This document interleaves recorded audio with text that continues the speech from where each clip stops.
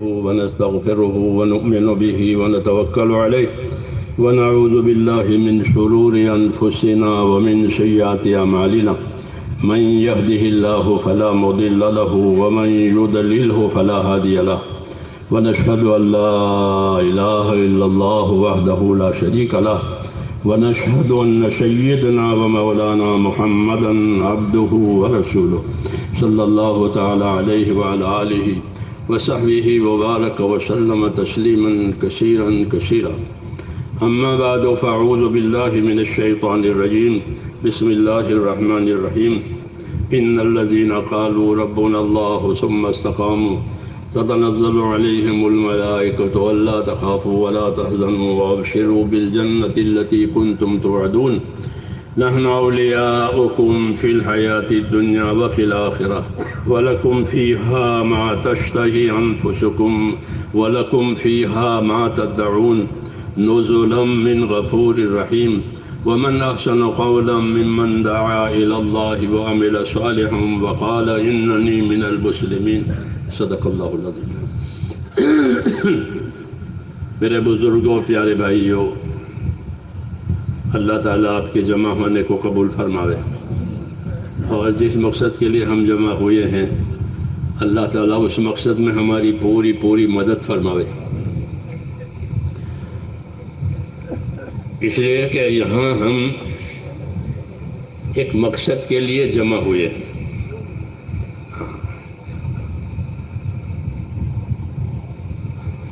ایک مقصد ہے ہمارے جمع ہونے کا، ہماری حاضری کا، اور وہ مقصد یہ ہے کہ ہمارے اندر دینداری آ جاوے. دینداری لانی ہے زندگیوں میں کہ مسلمان تو دینداری کے ساتھ زندگی گزارتا ہے کیونکہ اس کو اللہ نے دین دیا ہے. مسلمان ہونے کا یہ تقاضا ہے کہ اس کے پاس ہر وقت کا دین اس کے پاس ہے. ہر وقت کا دین، کہ اس وقت دین کیا چاہتا ہے، اس وقت دین کیا چاہتا ہے، اس وقت دین کیا چاہتا ہے، وہ اس کے پاس ہے کیونکہ وہ دیندار ہے. تو اس تبلیغ کے ذریعے سے زندگیوں میں دینداری لانی ہے کہ جس وقت میں اللہ نے جو چیز فرض کی ہے وہ فرض ادا ہو جاوے، جو چیز اللہ نے واجب کی ہے وہ واجب ادا ہو جاوے، جو سنت ہے وہ سنت ادا ہو جاوے، جو مستحب ہے وہ مستحب ادا ہو جاوے، جو حرام ہے اس سے بچا جاوے، جو منع ہے اس سے دور رہا جاوے. یہ مطلب ہے دینداری کا. یہ پیدا کرنا ہے. ہاں، اس کے لیے لوگوں کو حرکت میں لاتے ہیں تاکہ وہ اپنی دینداری کے لیے یکسو ہو جاوے، اپنی دینداری کا ان کا مزاج بن جاوے. جس طرح جانور کا مزاج بنایا جاتا ہے، جانور کا مزاج وحشی ہوتا ہے. ہاں، آدمی سے جانور گھبراتے ہیں لیکن اس کا مزاج بنایا جاتا ہے. گھوڑے کا مزاج بناتے ہیں، بیلوں کے مزاج بناتے ہیں. جی ہاں، کیونکہ ان سے کام لینا ہے. ان سے کام لینا ہے تو کام لینے کے لیے ان کو مانوس کیا جاتا ہے، ان کا مزاج بنایا جاتا ہے. پھر وہ نتھی بھی لے لیتا ہے بیل، اور گھوڑا لگام بھی لے لیتا ہے. اس کو کوئی بھاری نہیں ہے. اونٹ نکیل لے لیتا ہے. اتنا بڑا طاقتور جانور ہے کیونکہ اس کی تربیت ہو گئی، اس کا مزاج ہو گیا. تو مزاج ہونے کے بعد کام ہوتا ہے، انسان کا ہو یا جانور کا ہو. اس کا مزاج نہیں بنا تو وہ کام نہیں کرے گا. تھوڑا کرے گا، تھوڑا چھوڑے گا، تھوڑی بات سنے گا پھر سے اٹھ کے چلا جائے گا. ہاں، کچھ نمازیں پڑھی، کچھ نمازیں چھوٹ گئی. کیوں؟ اس کا عبادت کا مزاج ہی نہیں بنا ہے. عبادت کا مزاج ہی نہیں بنا ہے. تو میرے بھائیوں، محنت کے مقصد خالی دنیا کا چکر لگانا نہیں ہے، بلکہ محنت کا مقصد یہ ہے کہ ایک ایک ایمان والے کے اندر ایمانی مزاج پیدا ہو جائے. جیسے تاجر کا ایک مزاج ہوتا ہے کہ نفع کیسے کمانا، کیونکہ تاجر اس کو کہتے ہیں جو نفع کماوے. جو کھوٹ کھاوے وہ تاجر نہیں ہے. وہ تو کھوٹ میں اتر گیا ہے۔ تاجر وہ ہے جو اپنے مال سے نفع کماوے، گاہک کو راضی کرے تاکہ دوبارہ گاہک آوے۔ ہاں، ایسے ہی میرے دوستو ہمارا مزاج اللہ دینی بناوے کہ ہر حال کا دین، ہر حال کا دین۔ اس کے لیے محنت بھی ضروری ہے، اچھی صحبت بھی ضرورت ہے۔ جب اچھی صحبت ملتی ہے، اچھا ماحول ملتا ہے اور اچھی محنت ہوتی ہے تو مزاج دینی بنتا ہے، پھر وہ ہر حال میں دیندار ہے، ہر حال کا دین اس کے پاس ہے کہ اس وقت میں یہ عمل کرنا ہے، اس وقت میں یہ عمل کرنا ہے، اس وقت میں یہ عمل کرنا ہے۔ یہ مقصد ہے تبلیغ کا، علم و ذکر کا یہی مقصد ہے کہ بھائی علم و ذکر تیسرا نمبر ہے تو خالی گننے کے لیے ہے کہ پہلا نمبر کلمہ، دوسرا نمبر، تیسرا علم و ذکر، چوتھا اکرام، ایسا ہے؟ ایسی رٹ لگانا نہیں ہے، بلکہ اس کی غرض و غایت سمجھ کر اس کو اپنی زندگی میں لانا ہے کہ ہر حال کا، ہر وقت کا دین ہمارے پاس ہو۔ یہ علم و ذکر کا مطلب ہے کہ ابھی بیٹھے ہیں تو بیٹھنے کا کیا دین ہے؟ ابھی بیٹھے ہیں کہ بیٹھنے کا کیا دین ہے؟ کہ سنیں گے، سمجھیں گے، عمل کریں گے، دوسروں کو بتائیں گے۔ ایسا سننا ہے کہ سنیں گے، سمجھیں گے، عمل کریں گے، دوسروں کو بتائیں گے تو کام پورا ہوا۔ یہ نہیں کہ سن لیا بھول گئے۔ ہاں، اس لیے بار بار باتیں سنائی جاتی ہے، مذاکرے ہوتے ہیں، ہاں مذاکرے ہوتے ہیں، اس کے تذکرے ہوتے ہیں کہ بات دل کے اندر اتر جاوے، دماغ میں اتر جاوے، زندگی میں آ جاوے، پھر جہاں ہوگا وہاں اپنے دین کے ساتھ رہے گا کہ بھائی میں تو دیندار ہوں۔ ہمارے ایک بزرگ تھے، ان کا قصہ، وہ کئی سفر میں آ رہے تھے ادھر لکھنؤ کی طرف سے، پورب کی طرف سے، اور چل کر آ رہے تھے۔ اس زمانے میں اتنے وسائل نہیں تھے، سواریاں، گاڑیاں اور بسیں، تو پیدل آ رہے تھے لکھنؤ کی طرف سے۔ راستے میں ظہر کا وقت ہوا، کوئی چھوٹی سی جگہ تھی، راستے میں ایک چھوٹی مسجد بھی تھی۔ انہوں نے اوپر دیکھا، سورج کو دیکھا کہ ہاں سورج تو ڈھل گیا ہے، ظہر کا وقت داخل ہو گیا ہے اور مجھے ظہر پڑھنی چاہیے، ظہر کا وقت ہو گیا ہے۔ لیکن یہ سوچ رہے تھے کہ کوئی بھائی مل جائے تو جماعت سے نماز پڑھے۔ ہاں، نماز کا مزاج کہ کوئی بھائی مل جائے تو جماعت سے نماز پڑھے، کیونکہ جماعت سے نماز پڑھنا رسول صلی اللہ علیہ وسلم کی سنت ہے۔ ہاں، ابن مسعود رضی اللہ تعالیٰ عنہ اس بارے میں بہت پکی ہدایت دیتے تھے۔ میری بات سمجھ رہے ہیں نا؟ بہت پکی ہدایت دیتے تھے۔ پکی ہدایت یہ دیتے تھے لوگوں سے کہ یاد رکھو، جو آدمی اللہ تعالیٰ سے ایمان کی حالت میں ملنا چاہتا ہو، ایمان کی حالت میں اللہ تعالیٰ سے ملاقات کرنا چاہتا ہو، تو اس کو چاہیے کہ نماز مسجد میں جا کر جماعت سے پڑھے۔ اللہ سے ایمان کی حالت میں ملنے کا یہ راستہ ہے کہ مسجدوں میں جا کر کے جماعت سے نماز پڑھے۔ ہاں، بے جماعت کی نماز نہ پڑھے، مسجدوں میں جائیں اور جماعت سے نماز پڑھیں، کیونکہ جماعت سے نماز پڑھنا یہ تمہارے نبی کی سنت ہے، اور تم اپنے نبی کی سنت کو چھوڑ دو گے تو گمراہ ہو جاؤ گے۔ یہ کہا، یہ بات سخت ہے کہ اگر تم اپنے نبی کی سنتوں کو چھوڑ دو گے تو گمراہ ہو جاؤ گے، پھر تمہاری زندگی کیونکہ منزل نہیں کہ ایک آدمی جنگل میں بھٹک گیا، گمراہ ہونے کا ہی مطلب ہے کہ بھٹک گیا، اپنی منزل کو بھول گیا کہ مجھے کہاں جانا ہے، کہاں پہنچنا ہے۔ مسافر بھٹک جاتا ہے، گمراہ یعنی راستہ گم کر دیا، اب وہ ہلاک ہو جائے گا۔ ہاں، اپنی جگہ پر نہیں پہنچے گا، بھٹک گیا جنگلوں میں۔ ہاں، تو کہا کہ تم نبی کی سنت چھوڑ دو گے تو بھٹک جاؤ گے، کہاں سے؟ کہ جنت سے، کہ جنت کے راستے سے بھٹک جائے گا۔ یہ کہتے ہیں اس لیے شروع سے کہ نمازوں کو جماعت سے ادا کریں۔ تو وہ بزرگ یہ سوچ رہے تھے کہ کوئی مل جائے بھائی، مسجد تو جنگل کے قریب ہے تو جماعت سے نماز۔ اتنے میں ایک آدمی آیا، تو ماشاء اللہ شکل شہرت سے ہاں کہ بھائی ہے، اور سب کے اوپر لکڑیوں کا گٹھا تھا، لکڑی کاٹ کر لا رہے تھے۔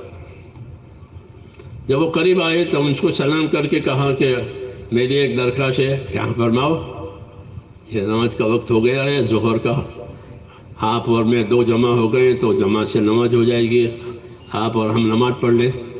یہ بہت اچھا، بہت اچھی بات ہے کہ پھر آپ وضو کر لیں۔ یہ کہا کہ آپ وضو کر لیں کیونکہ وہ جنگل میں سے آ رہے ہیں لکڑی کاٹ کے۔ تو انہوں نے یہ کہا لکڑی والے نے کہ میرا تو وضو ہے اور مسلمان تو بے وضو ہوتا ہی نہیں۔ یہ کہا، یہ مزاج بنایا ہے۔ یہ کہا کہاں سے؟ مسجد میں سے آ رہا ہے۔ کہاں سے آ رہا ہے؟ جنگل میں سے لکڑی کاٹ کے آ رہا ہے، جلانے کے لیے لکڑی کاٹتی، لیکن باوضو ہے۔ پتہ نہیں کب سے باوضو ہوگا۔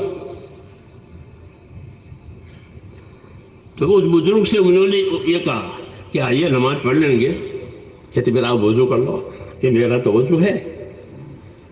کیوں کہ مسلمان تو بے وضو ہوتا ہی نہیں۔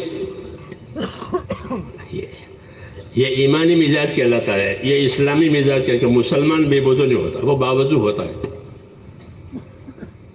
سمجھ میں آئی نا بات؟ ہاں، یہ تو اب ہو گیا کہ وضو کر کے نماز پڑھ لے۔ ورنہ مسلمان یہ وہ تو 24 گھنٹے باوضو ہوتا ہے، سوئے تو بس، کیونکہ باوضو سونا سنت ہے۔ یہ تو آپ جانتے ہیں کہ بے وضو سونے کے باوضو سوئے۔ تو یہ مزاج ہے میرے، ہمارا مزاج بنایا ہے۔ تو اس نے کہا کہ میرا تو وضو ہے اور مسلمان تو بے وضو ہوتا نہیں ہے۔ یہ اصلی بات ہے کہ ہر موقع کا دین ہمارے پاس ہو، یہ تبلیغ کا مقصد ہے۔ سمجھ میں آئی نا بات؟ کہ اس وقت میں دین کیا کہتا ہے، اس وقت میں کیا عمل ہے۔ یہ جو تیسرا نمبر ہمارے پاس ہے وہ اس کی رہبری کے لیے ہے، علم و ذکر۔ علم و ذکر، اس کو بیچارے کو پیچھے ڈال دیا، علم و ذکر کو۔ علم و ذکر کہ ہر وقت کا جو دین ہے اس کا علم ہو کہ اس وقت مجھے کیا کرنا ہے اور اس وقت کے عمل کا کیا طریقہ ہے۔ ہاں، آپ گھر میں جائیں گے تو آپ کے پاس گھر میں جانے کا دین ہوگا۔ سمجھ میں آئی نا بات؟ ہر آدمی اپنے گھر میں جاتا ہے تو گھر میں جانے کا دین ہوگا کہ گھر میں جانے کا کیا دین ہے، کہ گھر میں جائے تو اپنے بچوں کو سلام کرے، کھنکھار کر کے گھر میں جائے، اچانک نہ گھس جائے، اپنے گھر میں اچانک گھس جائے۔ ہاں، ہو سکتا ہے ماں ہو، کس حال میں ہو۔ ہاں، ابن مسعود جب اپنے گھر میں جاتے تھے تو کھنکھارتے تھے، کھنکھارتے تھے۔ یہ گھر والوں کو آگاہ ہو جائے کہ وہ آ رہا ہے۔ ہاں، کوئی ایسی حالت نہ ہو کہ وہ اپنے گھر والوں کو ناگوار حالت میں دیکھ کے پھر لڑائی ہو جائے۔ یہ گھر کا دین، مثال دے رہا ہوں۔ تبلیغ کا یہ مقصد نہیں کہ چلے میں چلے جاؤ پھر جیسے کہ ویسے ہو گئے، جیسے پانی میں تیرنا جب تک پانی میں رہنا تیریں گے، پھر نہیں، ایسا نہیں ہے کہ پانی میں تیرنے گئے تھے تو تیر کے آ گئے، اب پانی تو ہے نہیں، تیرنا ہے نہیں، اب تبلیغ میں ہے نہیں تو اب تبلیغ کا کام بھی نہیں ہے۔ یہ نہیں، تبلیغ کا کام تو زندگی کا لباس ہے، زندگی کا ایک لباس۔ ہاں، تبلیغ سے 24 گھنٹے کی زندگی ہماری دین والی بنے گی۔ تو میں نے کہا گھر میں جائیں گے تو بچوں کو سلام کریں گے، گھر والوں کو۔ حضور صلی اللہ علیہ وسلم کا یہی طریقہ تھا کہ آپ جب گھر میں آتے تھے تو گھر والوں کو سلام کرتے تھے۔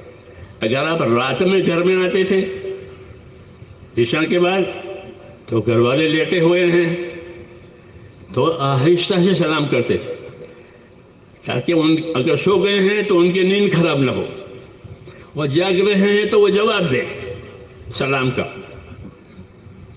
میری بات سمجھ آ رہی ہے؟ گھر میں جانے کا دین، علم و ذکر،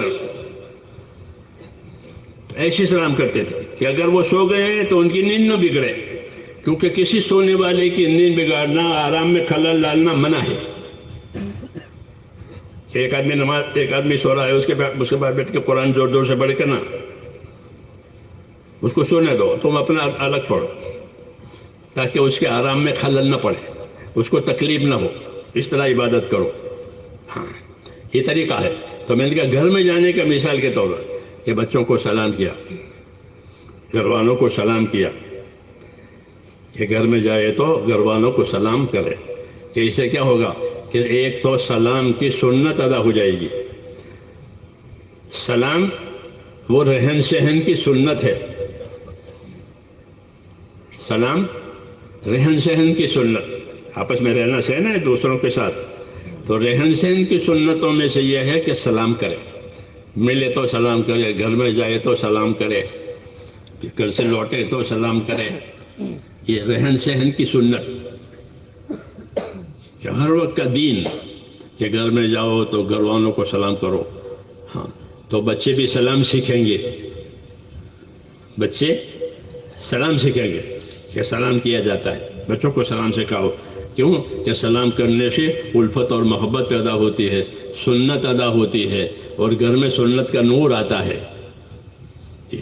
تو گھر میں جائے تو گھر میں داخل ہونے کی دعا پڑھے، بچوں کو سلام کرے، ورنہ شیطان گھر میں لڑائی لگاتا ہے۔ علماء نے لکھا ہے کہ جب آدمی گھر میں جاتا ہے تو شیطان گھر والوں کی غلطیاں بتاتا ہے، دیکھو بچے نے یہ گلاس پھوڑ دیا، اس نے وہ کر دیا، وہ کر دیا، اب آدمی خفا ہوتا ہے ان کے اوپر گھر میں داخل ہو کر کے۔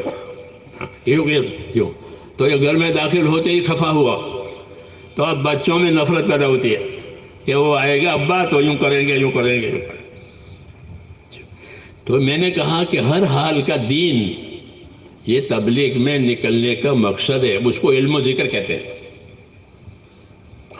کہ اس وقت میں یہ دین ہے، اس وقت میں یہ دین ہے، اس وقت میں یہ دین ہے۔ جیسے ہر وقت کا کام ہوتا ہے ہر وقت کا کام ہوتا ہے کہ اس وقت یہ کام ہے، اس وقت یہ کام ہے، اس وقت یہ کام ہے، ایسے ہر وقت کا دین ہوتا ہے۔ جب ہر وقت کا دین ہوگا تو پھر پوری زندگی دین والی بنے گی کہ ہر وقت کا دین موجود ہے۔ ادخلوا فی السلم کافہ، یہ حکم ہے کہ ادخلوا فی السلم کافہ، اپنے دین میں پورے داخل ہو جاؤ۔ ایسا نہیں کہ ایک ٹانگ باہر ہے ایک ٹانگ اندر ہے، ایسا نہیں، اپنے دین میں پورے داخل ہو جاؤ۔ یہی دعوت کا مقصد ہے کہ دعوت کے راستے میں نکل کر کے دین سیکھنا ہے، دین کو سمجھنا ہے اور دین کو پھیلانا ہے، یہ مقصد ہے۔ وقت لگا کے واپس آ جانا کافی نہیں ہے، وقت بھی لگانا ہے لیکن وقت لگا کر کمانا ہے۔ جیسے پھیریا پھرتا ہے، پھیریا اپنا ٹوکرا لے کر یا اپنے لاری لے کر پھرتا، چکر لگاتا ہے، تو خالی چکر مقصد ہے کہ نہیں، وہ اپنا سامان بیچ کر نفع کما کر گھر جاتا ہے کہ سامان بک گیا، نفع ہو گیا۔ ہاں یہ اس کے چکر لگانے کا مطلب ہے، آواز لگاتا ہے، چکر لگاتا ہے تاکہ مال کا نفع حاصل ہو جائے، لوگ مال لے لیں، مجھے نفع مل جائے گا، لوگوں کو مال مل جائے گا، مجھے نفع مل جائے گا۔ سمجھ میں آئی بات؟ ہمارا بھی ایک کام ہے کہ ہماری محنت سے لوگوں میں دین آئے گا، ہماری دینداری بڑھ جائے گی، ہماری دینداری بڑھ جائے گی، لوگ ہماری دعوت سے فرض نمازیں سیکھیں گے اور ہم فرض بھی ادا کریں گے، نوافل بھی ادا کریں گے، سنتیں بھی ادا کریں گے۔ جی ہاں، نیا آدمی تو بیچارہ ضروری کرے گا، اس کو معلوم نہیں ہے، لیکن جو نئے نہیں ہیں، پرانے ہیں، وہ ضروری کیوں کرے، وہ تو سب کریں، فرائض بھی پڑھیں، نوافل بھی پڑھیں، سنتیں بھی پڑھیں، سب کریں کہ ان کو معلوم ہے۔ اس لیے میرے دوستو، ہماری دعوت کی یہ غرض ہے کہ ہمارے اعمال بڑھ جائیں، یہ نہیں کہ ہمارے اعمال کم ہو جائیں کہ ہم تو ہیں جماعت میں 2 سنت 3 وتر پڑھ لو، آ جاؤ، ایسا نہیں کرنا ہے۔ پہلے ایسا ہوتا تھا کہ لوگ بھاگ جاتے تھے، تو ایسا کرنا پڑتا تھا کہ جلدی سے سنت پڑھ کے لوگوں کو جوڑو، نہیں تو وہ بھاگ جائیں گے۔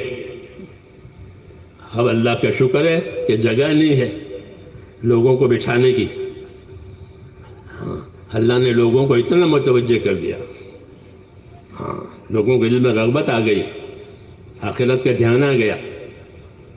جی ہاں، تو اب بھی وہی بات چلے 50 سال والی کہ نہیں، کہ اب تو اطمینان سے نماز پڑھیں، اطمینان سے بات سنیں اور ہمت کر کے کام کریں.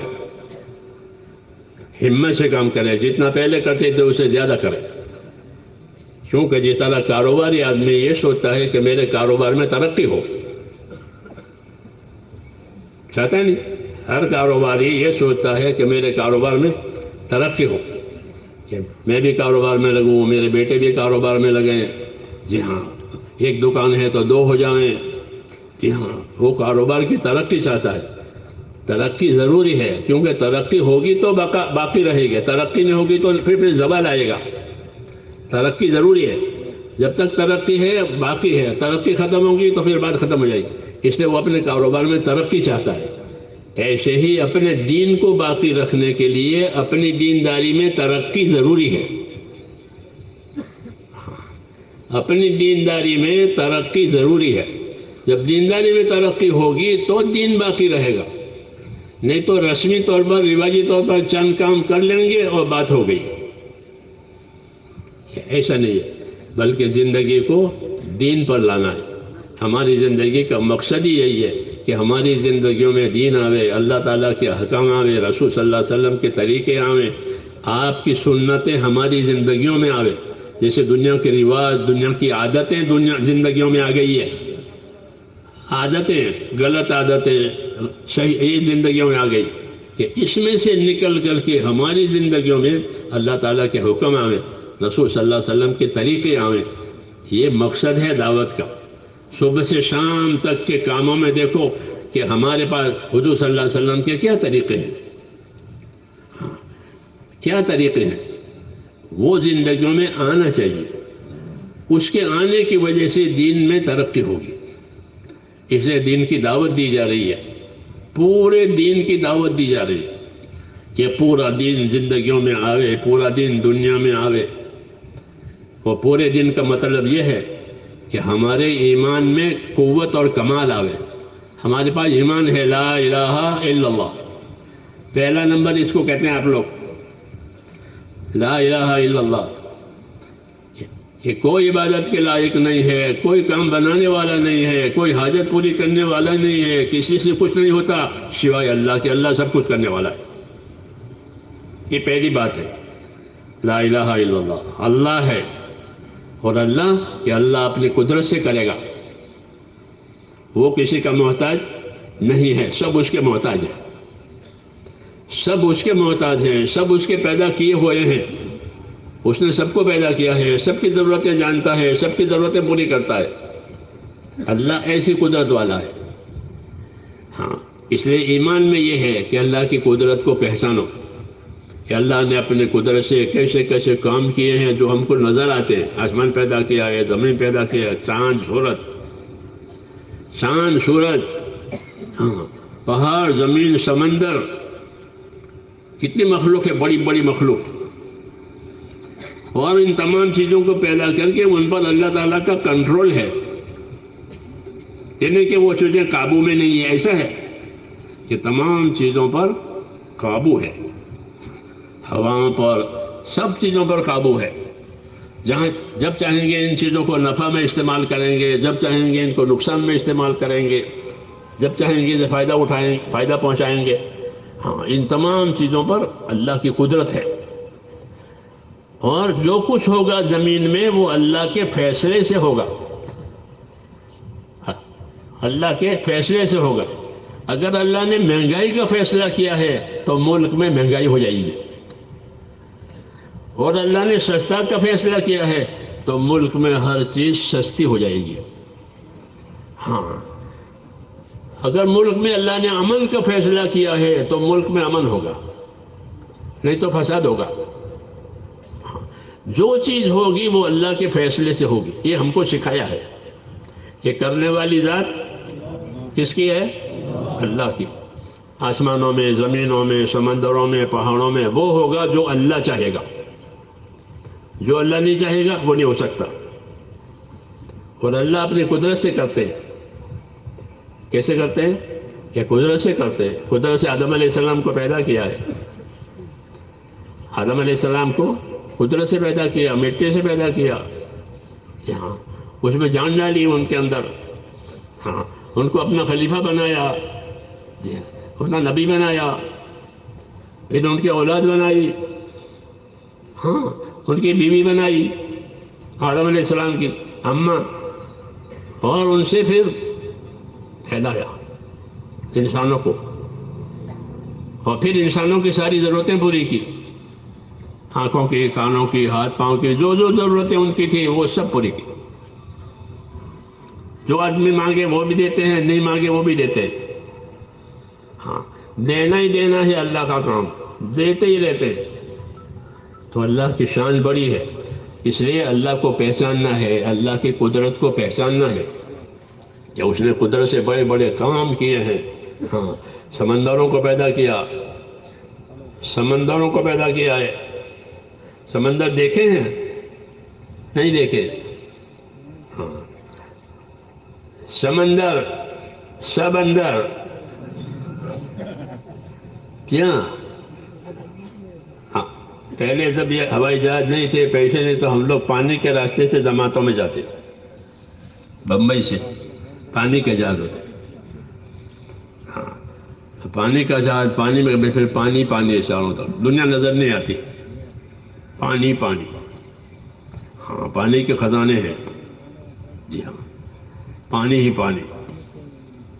ایسے سمندر پیدا کیے، ایسے پہاڑ پہ بڑی بڑی چیزیں پیدا کی، اور ان پر قابو ہے، ان چیزوں پر قابو ہے، جیسا چاہیں گے استعمال کریں گے، ہواؤں پر، سب چیزوں پر قابو ہے، جب چاہیں گے نفع میں استعمال کریں گے، جب چاہیں نقصان میں استعمال کریں گے، جب چاہیں ان چیزوں سے سزا دیں گے، جب چاہیں گے ان چیزوں سے مدد دیں گے۔ ہاں یہ سب چیزیں انسانوں کے لیے پیدا کی ہے۔ یہ کہا کہ میں نے ساری دنیا کو، حضور نے فرمایا ساری دنیا اللہ تعالیٰ نے تمہارے لیے پیدا کی ہے، اس کا نفع تمہاری طرف آئے گا، ساری دنیا، اور تم کو آخرت کے لیے پیدا کیا۔ یہ پیغام ہے کہ ساری دنیا تمہارے لیے بنائی اور تم کو آخرت کے لیے بنایا۔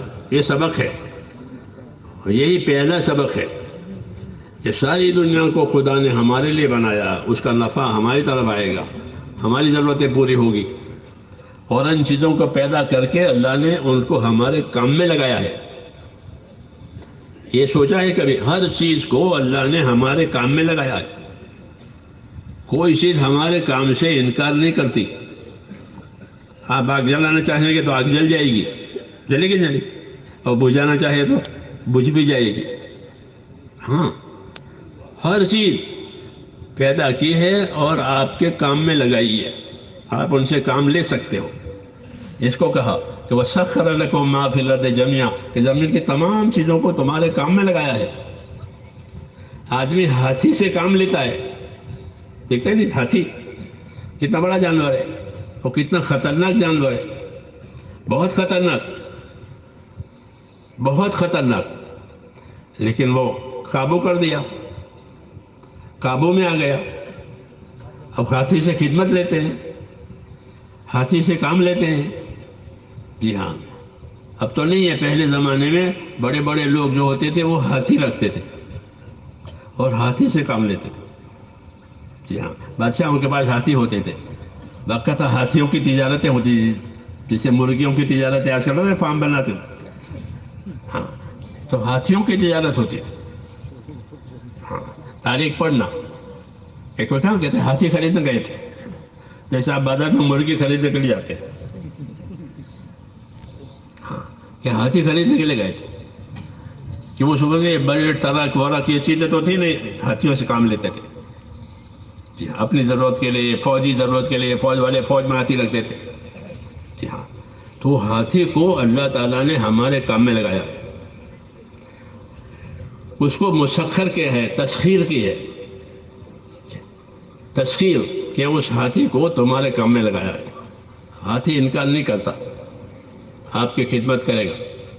وہ ہاتھی والا اوپر بیٹھا ہے اور ہاتھی جا رہا ہے، سڑک پر دیکھا ہوگا نا، اوپر آرام سے ہے اور ہاتھی بائیں جانب چلتا ہے، جیسے آپ کی گاڑیاں بائیں سائڈ پر چلتی ہے، ہمارے ہندوستان میں بائیں سائڈ پر، جی ہاں تو وہ بائیں سائڈ پر چلے گا، حالانکہ جانور ہے وہ نہیں چلا بایاں کیا دایاں کیا، ہاں لیکن اس کو پابند کر دیا ہے کہ اسی سائڈ میں چلنا ہے، بائیں سائڈ میں، تو بائیں سائڈ پر چلے گا۔ ہاں اس کو تسخیر کہتے ہیں کہ اللہ تعالیٰ نے ان کو تمہارے کام میں لگا دیا ہے، ورنہ وہ تو جانور ہے، بھڑک جاوے پھٹک جاوے تو کتنے لوگوں کو مار ڈالے، لیکن ایسا نہیں ہوتا، اللہ نے اس کو قابو میں کر دیا کہ تمہارے کام میں لگا دیا ہے، تو وہ اللہ کے کام میں لگانے سے وہ تمہارے کام میں ہے، اس کو مسخر کرنا کہتے ہیں کہ اللہ نے اس کو ہمارے کام میں لگایا۔ اسے سواری کر کے یہ دعا سکھائیے، سبحان الذی سخر لنا ھذا وما كنا له مقرنین، پڑھتے نہیں دعا؟ یاد ہے؟ ہاں یاد ہونی چاہیے، دعائیں یاد ہونی چاہیے۔ ہاں تو بیٹھ کر دعا پڑھے، سبحان الذی سخر لنا ھذا وما كنا له مقرنین، پاک ہے وہ پروردگار کہ جس نے اس کو ہمارے قابو میں کر دیا۔ یہ معنی ہے ترجمہ کہ پاک ہے وہ پروردگار کہ جس نے اس جانور کو ہمارے قابو میں کر دیا، ورنہ یہ کہاں قابو میں آتا؟ ہاں یہ تو مار ڈالے آدمی کو، جان سے مار ڈالے، اپنی سونڈ سے پکڑ کر کے ڈال کر اوپر پاؤں رکھتا ہے تو آدمی کا قیمہ ہو جاتا ہے۔ ہاں اس طرح مارتا ہے۔ یہ لکھا کتابوں میں کہ جب فوج میں ہاتھی ہوتے تھے تو دشمن کی فوج کے آدمیوں کو وہ سونڈ سے پکڑ کر نیچے ڈال کر اوپر پاؤں رکھ دے، ہاں تو سپاہی مر جاتا تھا فوراً، دشمن کا سپاہی، ہاں اس طرح مارتا تھا وہ، اتنی طاقت ہے، لیکن وہ قابو میں آ گیا کیونکہ اللہ نے اس کو قابو کر دیا۔ سبحان الذی سخر لنا ھذا، پاک ہے وہ پروردگار کہ جس کو ہمارے قابو میں کر دیا۔ اور وہ جیسا چلائیں گے ویسا چلائیں گے، چارہ ڈالیں گے تو چارہ کھائے گا، نہیں تو خالی کھڑا رہے گا، ہاں اپنا چارہ ڈھونڈنے کے لیے بھاگے گا نہیں، وہ کھڑا رہے گا کہ چارہ ڈالو تو چارہ کھاوے، نہیں تو کھڑا رہے گا۔ ہاں اس کو تسخیر کہتے ہیں کہ تمہارے کام میں لگا دیا۔ تو اللہ تعالیٰ نے دنیا کی ہر چیز کو ہمارے کام میں لگایا ہے، آسمان کو، زمین کو، چاند، ستارے، سمندر، سمندر کو ہمارے کام میں لگایا ہے کہ سخر لکم البحر، کہ تمہارے سمندر کو تمہارے کام میں لگایا۔ اللہ کہتے ہیں کہ سمندر سے تم روزی نکالتے ہو، مچھلیاں لیتے ہو، سمندر سے موتی نکالتے ہو، سمندر سے موتی نکالتے ہیں، موتیوں کی تجارتیں ہوتی ہیں بڑی بڑی، جی ہاں، اور سمندروں سے تجارتیں ہوتی ہیں، اس ملک سے اس ملک میں مال جاتا ہے اور آتا ہے، جی ہاں، تو لوگ کماتے ہیں، سمندروں میں نوکریاں کرتے، سمندروں میں نوکریاں کرتے، جہازوں میں مہینہ مہینہ سمندروں میں رہتے ہیں، اس ملک میں جائے میں اس ملک روز، ٹھیک ہے کہ اللہ نے سمندر میں تمہاری روزی رکھی ہے، یہ کہا۔ تو یہ اللہ تعالیٰ نے ان تمام چیزوں کو میرے دوستو ہمارے کام میں لگایا ہے۔ اس کو رسول صلی اللہ علیہ وسلم نے فرمایا کہ ان الدنیا خلقت لکم، یہ پہلی بات ہے، بشارت دی ہے کہ ساری دنیا کی چیزوں کو اللہ نے تمہارے نفع کے لیے پیدا کیا ہے، ہاں تمہارے نفع کے لیے پیدا کیا ہے، اور تم کو کہ تم کو آخرت کے لیے پیدا کیا، یہ دعوت ہے۔ پہلے فضیلت بتائیے کہ ساری دنیا کی چیزیں وہ تمہاری ہے، تمہارے کام کی ہے، تمہارے نفع کی ہے، اور تم کو کس کے لیے پیدا کیا؟ روٹی کمانے کے لیے، روٹی کمانے کے لیے، کہ تم کو آخرت کے لیے پیدا کیا ہے، یہ پیغام ہے۔ آج کل تو میسج کا زمانہ ہے، میسج آیا ہے، میسج آیا ہے، تو یہ میسج ہے کہ اللہ نے تم کو آخرت کے لیے پیدا کیا ہے۔ یہ نبی پیغمبر ہے، اللہ کا پیغام سناتے ہیں، میسج ہے کہ دنیا تمہارے لیے بنائی ہے اور تم کو آخرت کے لیے بنایا ہے، یہ پیغام ہے، پیغمبر ہے، پیغام دے رہے ہیں۔ تو یہ پیغام ہم کو ملا کہ ہم آخرت کے لیے پیدا ہوئے ہیں۔ مسلمان دنیا بنانے کے لیے نہیں پیدا ہوا، ہاں دنیا استعمال کرے گا، مسلمان کیا کرے گا؟ دنیا استعمال کرے گا، لیکن وہ دنیا بنانے کے لیے پیدا نہیں ہوا ہے، دنیا دوسرے لوگ بنائیں گے. ہاں، ہم تو دنیا کو استعمال کریں گے. سمجھ میں آئی بات؟ ہاں، جیسے روڈ بنانے والے دوسرے ہیں اور روڈ پر چلنے والے دوسرے ہیں. وہ روڈ بناتے ہیں، باقی لوگ روڈ پر چلتے ہیں، روڈ پر چلاتے ہیں، اپنی گاڑیاں چلاتے ہیں.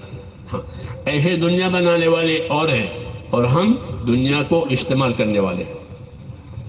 ہم دنیا کے لیے نہیں پیدا ہوئے ہیں، ہم دنیا کو استعمال کریں گے، دنیا کو اپنے کام میں لائیں گے. کس چیز میں کام میں لاؤ گے؟ یہ سوال ہے کہ دنیا کو کس کام میں لاؤ گے؟ کہ دنیا کو دو کاموں میں لائیں گے. کتنے کاموں میں؟ دو کاموں میں دنیا کو لائیں گے. ایک کام دنیا کا یہ ہے کہ دنیا سے اپنی ضرورت پوری کریں گے، دنیا سے اپنی ضرورت پوری کریں گے، کھائیں گے، کمائیں گے، شادی کریں، اپنی ضرورت پوری کرنی، کہ دنیا سے اپنی ضرورت پوری کریں گے. دوسرا کہ اپنی دنیا سے آخرت بنائیں گے. یہ دوسری بات ہے. دوسری قومیں دنیا سے دنیا بناتی ہے، ہم دنیا سے دنیا بھی بنائیں گے اور دنیا سے آخرت بھی بنائیں گے. کیوں؟ کہ ہم کو آخرت کے لیے پیدا کیا ہے اور دنیا کو ہمارے لیے پیدا کیا ہے. یہ دعوت ہے.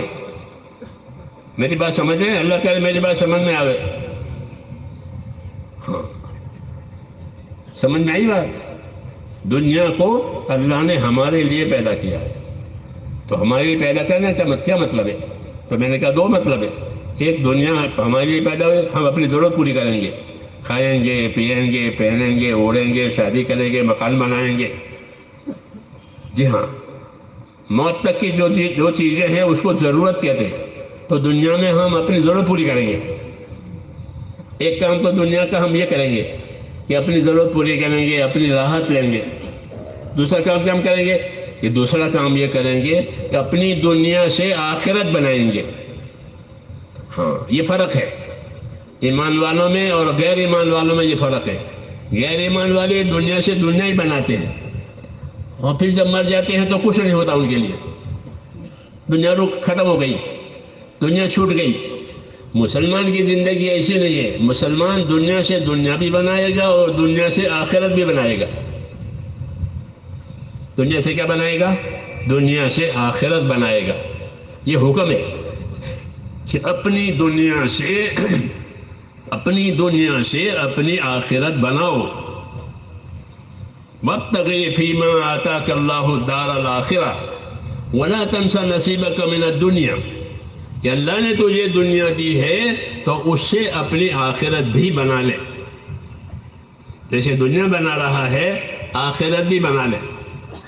تو ہمارے پاس یہ حکم ہے اللہ تعالیٰ کا کہ ہم اپنی دنیا سے آخرت بنائیں گے. کیوں؟ کہ ہم آخرت میں جا رہے ہیں، تو آخرت کو بنا کر کے جائیں. ایک آدمی کسی ملک میں رہتا ہے اور یہاں اس کا گھر نہیں ہے، بچے کرائے کے مکان میں رہتے ہیں، وہ بات تو وہ کما کر کے پیسے دیتا ہے تاکہ یہاں گھر بن جاوے. پتہ ہوتا ہی نہیں ہوتا کہ میرے بچوں کا گھر نہیں ہے تو میں پہلے اپنا گھر بناؤں گا، تاکہ اگر اس ملک سے مجھے نکال بھی دیں گے تو اپنے گھر میں آؤں گا. ہاں، تو اپنا گھر بناتا ہے. کیوں؟ کہ یہ وطن ہے، یہاں تو آنا ہی آنا ہے. ہاں، دوسری جگہ نہیں ہے. تو اس لیے آخرت ہمارا اصلی وطن ہے. اس لیے میں نے کہا دنیا میں اپنی ضرورت بھی پوری کریں گے اور دنیا سے ہم اپنی آخرت بنائیں گے.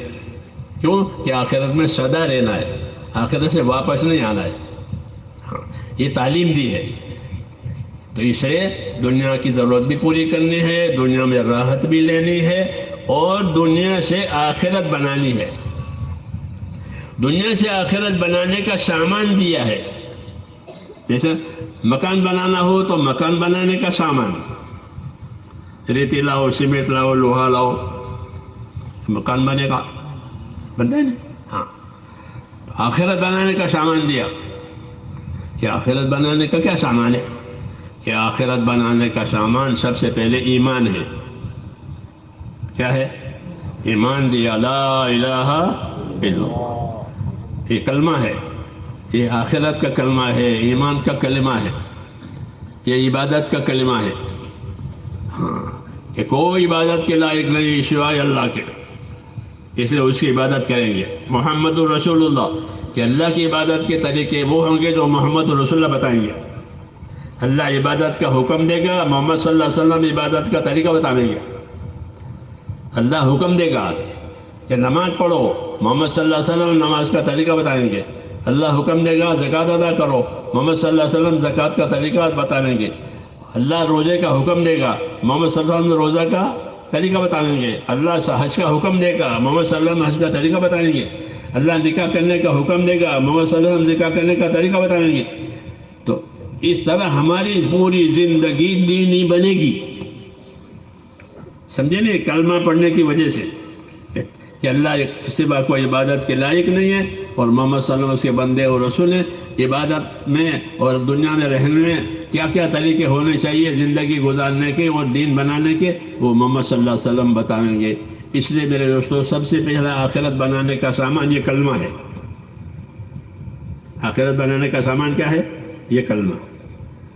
ہاں، یہ کلمہ ہم کو دیا گیا. آدم علیہ السلام کے زمانے سے یہ بات چلی ہے کہ آدم علیہ السلام کی اولاد کو سب سے پہلے یہ کلمہ دیا، لا الہ الا اللہ آدم و شفیع اللہ، کہ کوئی عبادت کے لائق نہیں ہے، اللہ ہی عبادت کے لائق ہے، اور آدم علیہ السلام اس کے پسند کے ہوئے چنے ہوئے پیغمبر ہیں.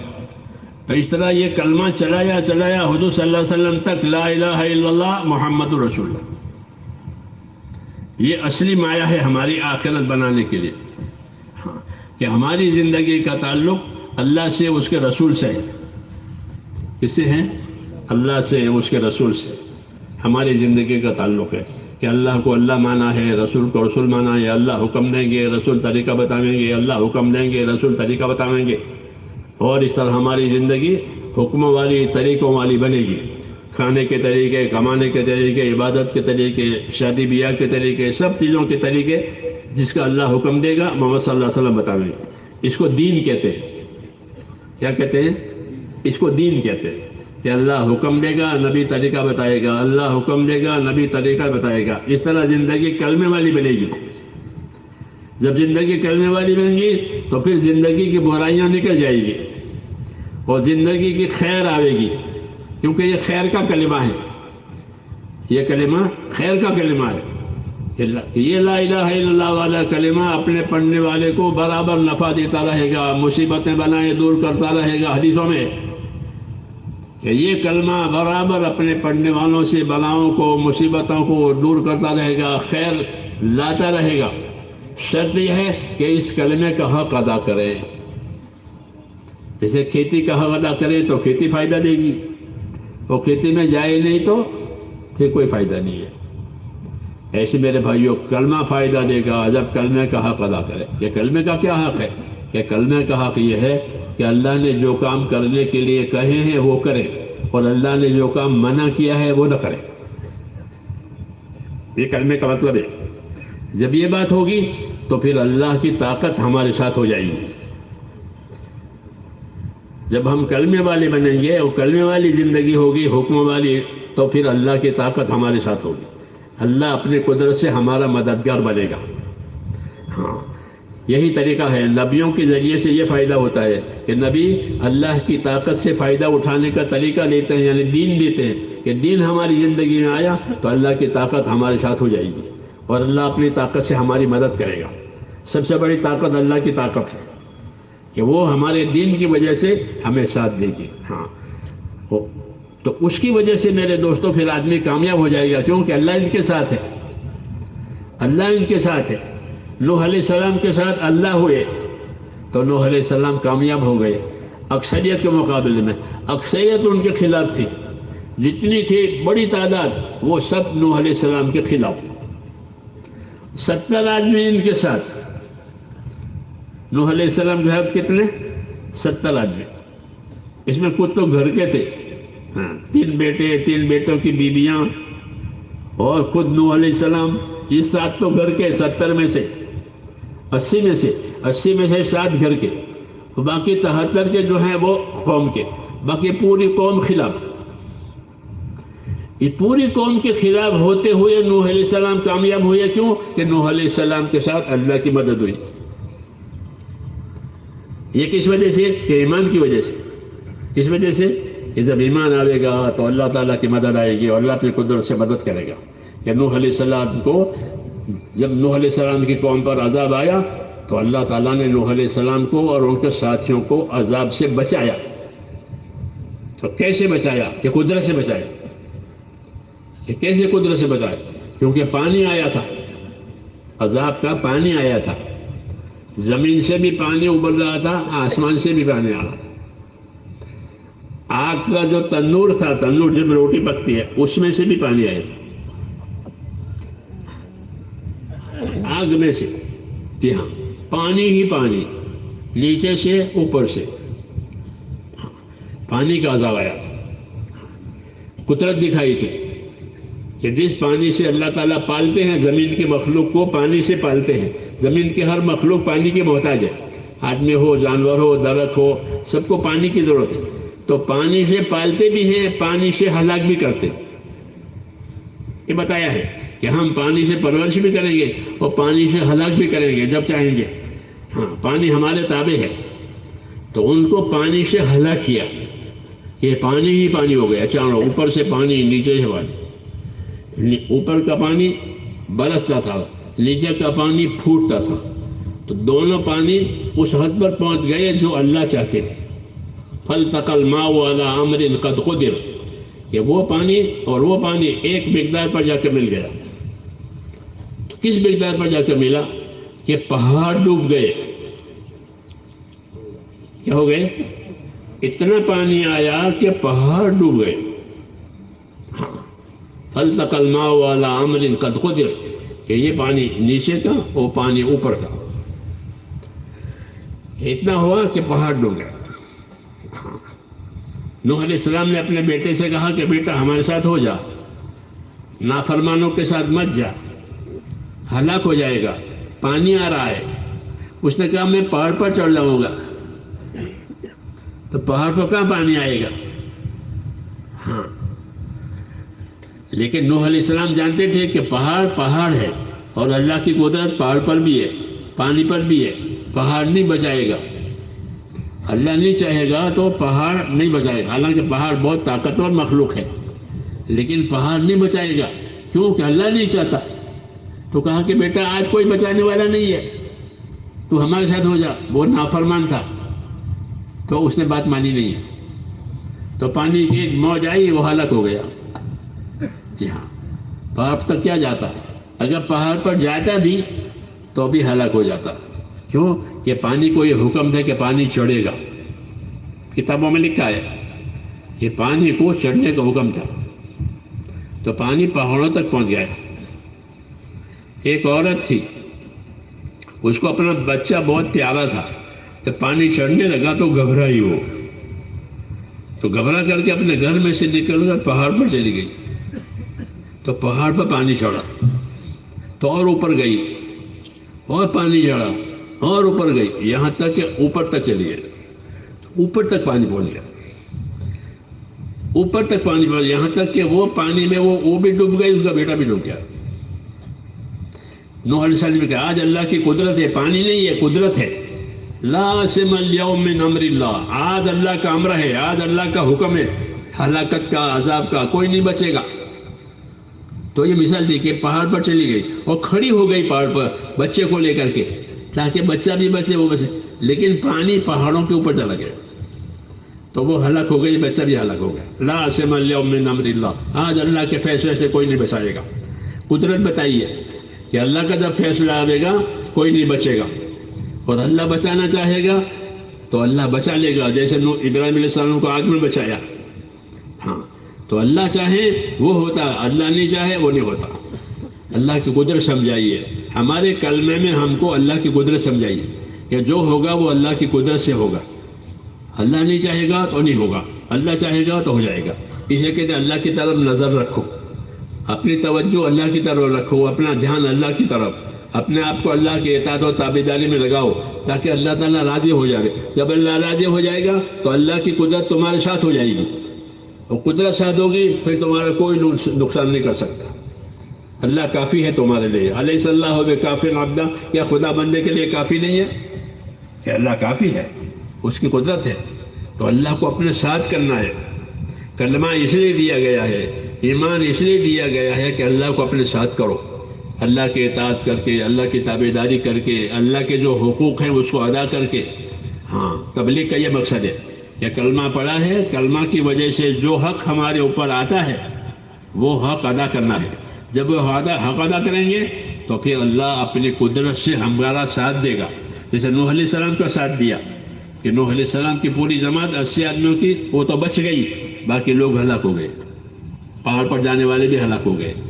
یہ مثال قائم ہوئی کہ اللہ ناراض ہے تو پھر کوئی کامیابی نہیں ہے، اللہ راضی ہے تو ہر حال میں کامیابی ہے۔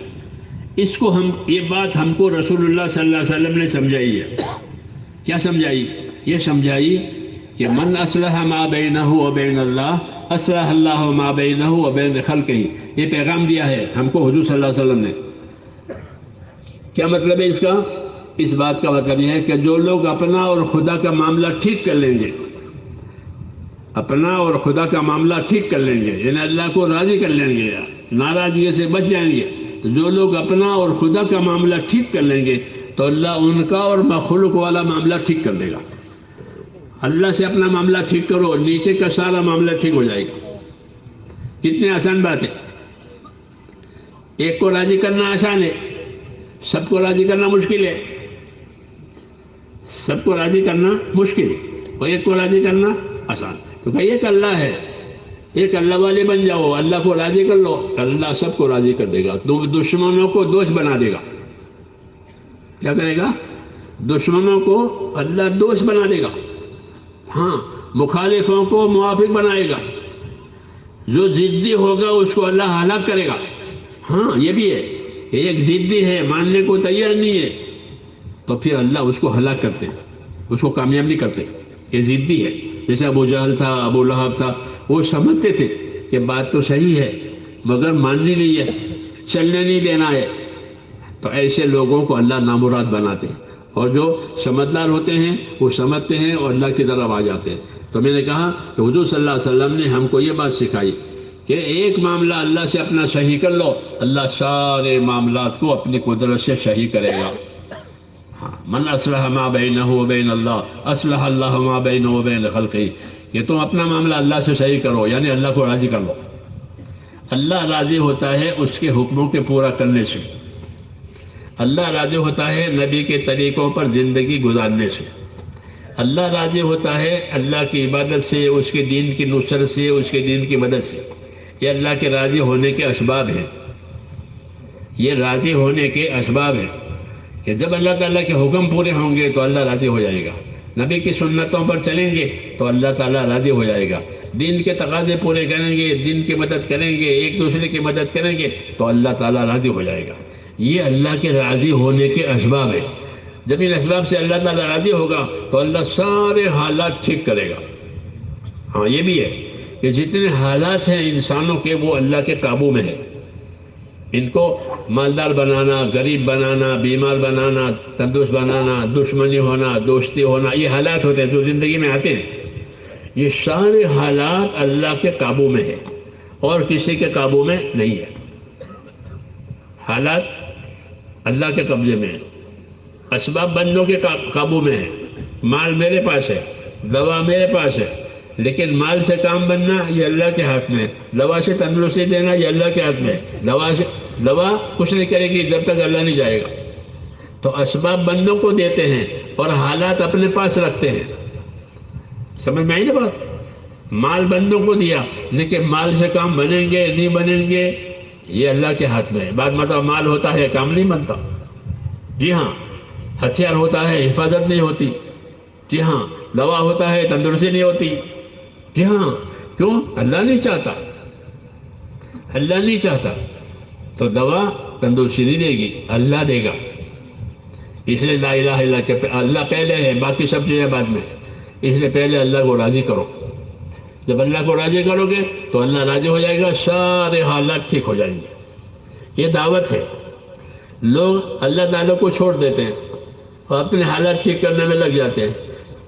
ہاں، یوں کہتے ہیں اللہ کے راستے میں جاؤ کہ ہمارے حالات ٹھیک نہیں ہے، یہ کہتے ہو نا کہ میرے حالات ٹھیک نہیں ہے، کہ حالات ٹھیک کرنے کے لیے تو لے جاتے ہیں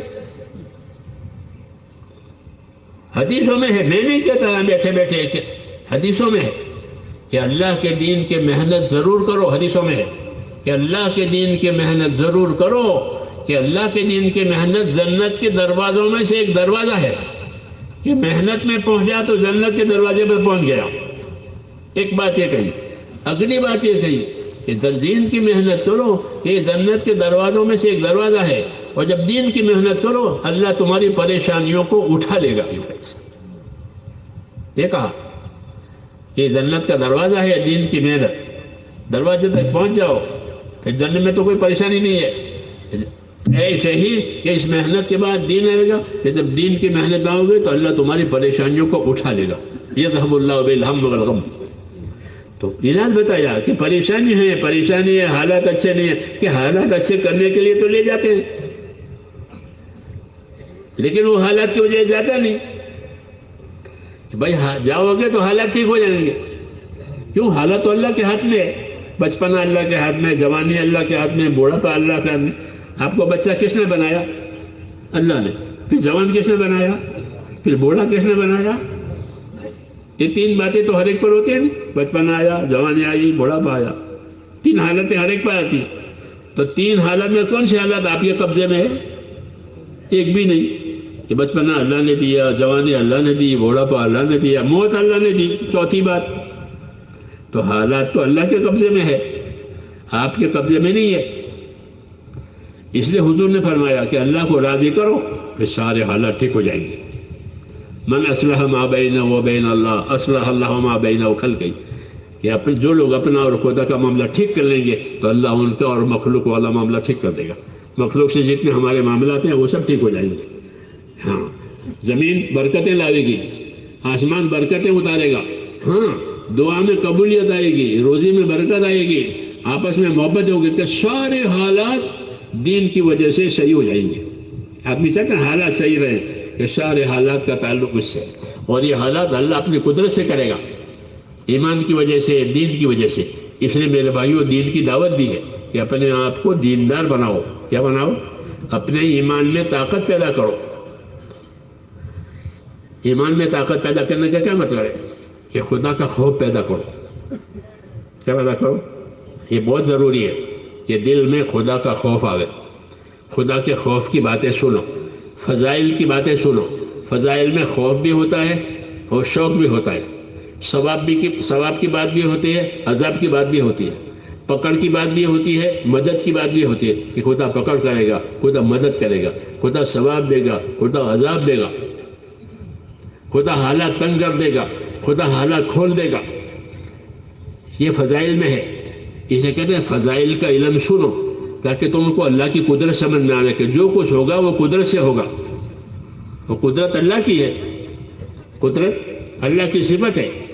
جب اللہ راضی ہوگا تو قدرت ساتھ ہو جائیں گے، جیسے نبیوں کے ساتھ اللہ کی قدرت ہوتی تھی، اور کوئی ان کا ساتھ نہیں دیتا تھا، اللہ ان کا ساتھ دیتے تھے، اور اللہ کی قدرت سے وہ کامیاب ہو جاتے تھے۔ جی ہاں، تو وہی قدرت اب بھی ہے کہ جب اللہ راضی ہوا تو قدرت ساتھ ہو جائے گی، تمہاری دعائیں قبول ہوگی، تمہاری نمازیں قبول ہوگی، پھر اللہ تمہاری مرادیں پوری کرے گا۔ یہ سب بشارتیں ہیں اللہ کی راضی ہونے پر۔ اس کو حضور صلی اللہ علیہ وسلم نے فرمایا کہ کیا تھا کہ جو لوگ اپنا اور خدا کا معاملہ ٹھیک کر لیں گے اللہ ان کا مخلوق والا معاملہ ٹھیک کر دے گا۔ ہاں، سارے حالات کا تعلق اللہ سے۔ اللہ روشنی بھی لاتا ہے، اندھیرا بھی لاتا ہے، دن بھی لاتا ہے، رات بھی لاتا ہے، موسم ٹھنڈی اور موسم میں گرمی، دن چھوٹے رات لمبی، یہ کون کرتا ہے؟ کہ اللہ کرتے ہیں۔ تو حالات تو اللہ بنا رہے ہیں، کسی کی عمر چھوٹی کسی کی عمر لمبی ہے نہیں، تو حالات اللہ کے قبضے میں ہے۔ اس لیے کہتے ہیں حالات بنانے کے لیے، کہ حالات بنانے کے لیے اللہ کو اپنے ساتھ کرو، تو اللہ ساتھ ہوگا تو تمہارے حالات بن جائیں گے، اور اللہ ساتھ نہیں ہے تو پھر نہیں بنیں گے۔ کہ موسیٰ علیہ السلام کے ساتھ اللہ تھے تو وہ موسیٰ علیہ السلام سمندر میں سے پار ہو گئے، پڑھتے نا کہ سمندر پھٹ گیا، پار ہو گئے، کیوں؟ کہ اللہ نے موسیٰ علیہ السلام کہا میں تمہارے ساتھ ہوں۔